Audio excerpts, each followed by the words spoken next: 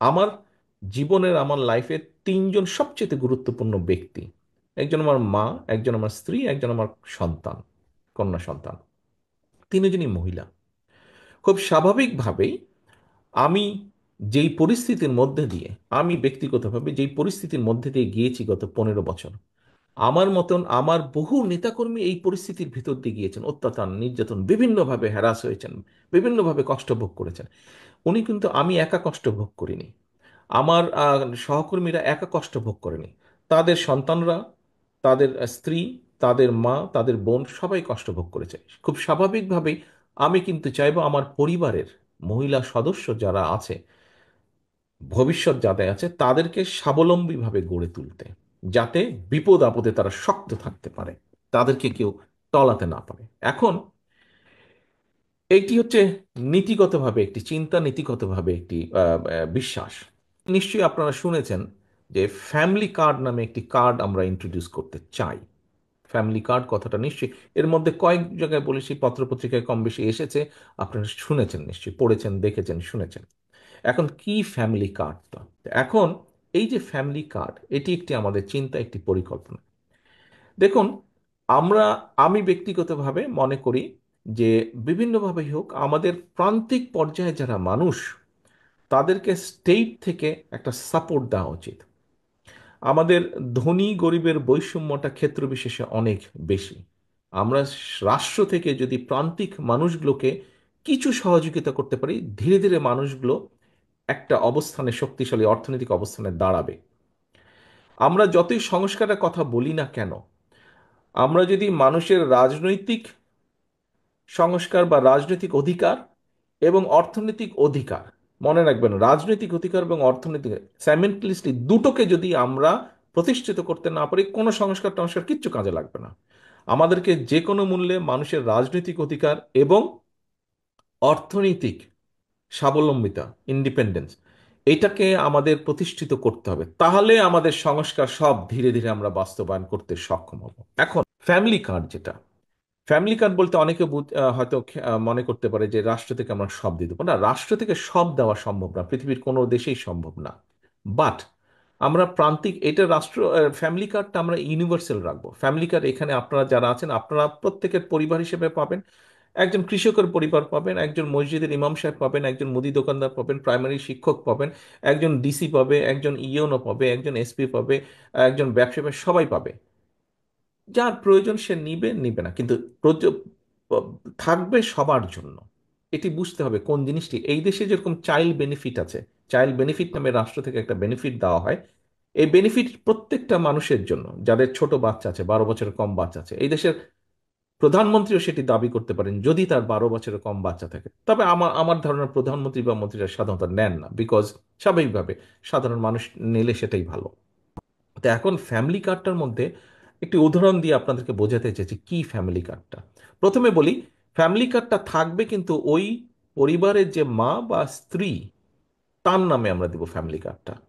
বাবা বা স্বামীর নামে দেবো না কিন্তু ফ্যামিলি কার্ডটা। ফ্যামিলি কার্ডটা দেবো মা বা যে স্ত্রী থাকবে সেই পরিবার, তার নামে। আচ্ছা, কেন এই উদ্দেশ্যটা? এই উদ্দেশ্যটা হচ্ছে যে দেখুন, আমরা ধরে নিতে পারি যে এইভাবে জিনিসটা, যে ধরেন একটা উদাহরণ দিচ্ছি আমি, একটা পরিবারের চারজনের, একটি পরিবার, চারজনের পরিবারের মাসে হয়তো 10 কেজি চাল লাগে। আমরা যদি স্টেট থেকে তাকে 1.5-2 কেজি চাল দেই, মাসে হয়তো তার ধরেন 1 কেজি তেল লাগে রান্না বান্নার জন্য। আমরা যদি 200 বা 250 গ্রাম তেল তাকে সরবরাহ করি, মাসে হয়তো 500 গ্রাম লবণ লাগে। আমরা যদি তাকে 50 গ্রাম বা 100 গ্রাম লবণ সরবরাহ করি, এরকম যদি কিছু প্রোডাক্ট আমরা তাকে দিই, অর্থাৎ আমরা যদি ধরে নেই মাসে তার খাবার খরচ 8,000, 10,000 টাকা, তাকে যদি আমরা স্টেট থেকে যদি তাকে আমরা 2,500, 3,000 টাকার যদি একটা সাপোর্ট দিই, কি হবে? যেটা হবে, তার যেটা নিজস্ব খরচ, সেখান থেকে প্রতি মাসে সে 2,500, 3,000 টাকা করে সেভ করতে পারছে। ওই মা বা ওই যে গৃহিণী, সে সেভ করতে পারছে। আমরা ধরেই নিতে পারি সে যেই অর্থটা সেভ করবে, সেটা সে কি কিভাবে খরচ করবে। এক, তার সন্তানদের লেখাপড়া, তার সন্তানদের হেলথ, এবং 3 নম্বর হচ্ছে তার পরিবারের ভবিষ্যৎ সিকিউরিটির জন্য সে হয়তো ছোট ছোট ছোট ছোট ইনভেস্ট করবে সে। যেখান থেকে সে একটা রিটার্ন পাবে, যেটা দিয়ে সে ফ্যামিলিকে সাপোর্ট দিবে। মূল বিষয়টা হচ্ছে তার ফ্যামিলির সন্তানদেরকে সে শিক্ষা এবং হেলথে সাপোর্ট করবে, এটা মা করবে। কিন্তু বাপরা করে, সব সময় করে না, বাপরা এদিক ওদিক খরচ করে ফেলে, এটি আমি মনে করি। আচ্ছা, তো এখন যখন কয়েক বছর ধরে ওই মা বা ওই গৃহিণী যখন 500, 1000, 1500, 2000, 3000 টাকা করে সেভ করতে পারবে প্রতি মাসে, ধরে নিলাম আমরা, সে প্রতি মাসে হয়তো 1000 টাকাই সেভ করলো। একদম গ্রামের প্রান্তিক কৃষক, একজন মুদির দোকানদার, রিক্সা চালক, বা এরকম খুব নিম্ন আয়ের যারা মানুষ, প্রান্তিক মানুষ, তাদের পরিবারে যখন এরকম সেভ হবে, 12 মাসে 12,000 বা 20,000 বা 24,000 টাকা সেভ হলো। অনেকের কাছে হয়তো 12,000, 24,000 বা 30,000 টাকা খুব টাকা না, কিন্তু প্রান্তিক একজন মানুষের কাছে, একজন কৃষকের কাছে, কৃষকের ফ্যামিলির কাছে, একজন রিক্সা চালকের ফ্যামিলির কাছে, একজন ছোট মুদির দোকানের ফ্যামিলির কাছে, একজন ডে লেবারের ফ্যামিলির কাছে কিন্তু বছরে 20,000, 30,000 টাকা অনেক টাকা কিন্তু। কাজেই 1 বছরে 20,000 বা 25,000, 30,000 টাকা সেভ, 2 বছরে 60,000 সেভ। তার মানে আপনি চিন্তা করেন, একটা সার্টেন 2, 4, 5 বছর পরে গিয়ে তার কাছে সেভিং হবে। সেভিং হলে সেটা স্বাভাবিকভাবে তাকে, ওই মহিলাকে অনেক স্বাবলম্বী করবে, সাহসী করবে, ইন্ডিপেন্ডেন্ট করবে, এবং কনফিডেন্স বাড়াবে। তার তার কনফিডেন্স অনেক উম, বেশি বাড়িয়ে দিবে। তার সমাজে তার হাতে যখন 30,000, 50,000 টাকা থাকবে, পরিবারের সবাই কিন্তু একটু মান্যগণ্য করে চলবে তাকে। সমাজে, পরিবারে সেই মহিলা বা সেই মা বা সেই গৃহিণীটার সম্মান অটোমেটিক কিন্তু বৃদ্ধি পাবে।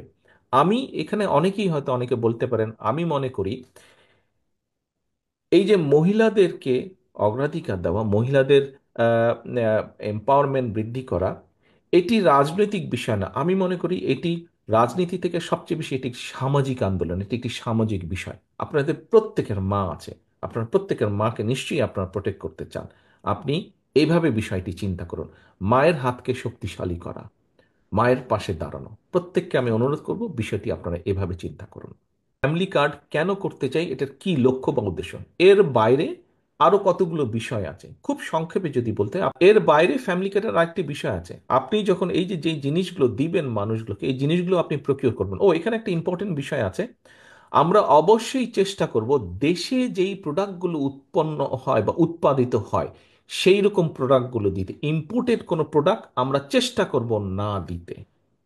এই যেই জিনিসগুলো আমরা দিব, এর মধ্যে আমরা চেষ্টা করব দেশে উৎপাদিত প্রোডাক্ট দিতে, দেশে যা যা হয় উৎপাদিত সেগুলো দিতে। কারণ হচ্ছে, তাহলে আপনি দেশে যারা, সেটি কৃষক হোক, সেটি কোনো সেটি লবণ উৎপাদনকারী কৃষক হোক, ধান উৎপাদনকারী কৃষক হোক, গম উৎপাদন, আলু উৎপাদনকারী কৃষক হোক, আখ উৎপাদনকারী কৃষক হোক, চিনির মিল হোক, আমরা এইগুলোকে তখন সাপোর্ট দিতে পারবো, এই মানুষগুলোকে সাপোর্ট দিতে পারবে। তার মানে আপনি চিন্তা করেন ইকোনমিক অ্যাক্টিভিটিসটা কত হবে প্রতি মাসে, যখন আপনি এই প্রোডাক্টগুলো দিবেন, প্রতি মাসে স্টেট এগুলো প্রকিউর করবে, লোকালি প্রকিউর করবে, তার মানে কি পরিমাণ ইকোনমিক অ্যাক্টিভিটিস হচ্ছে পুরো দেশের মধ্যে, এই বিষয়টি চিন্তা করতে হবে।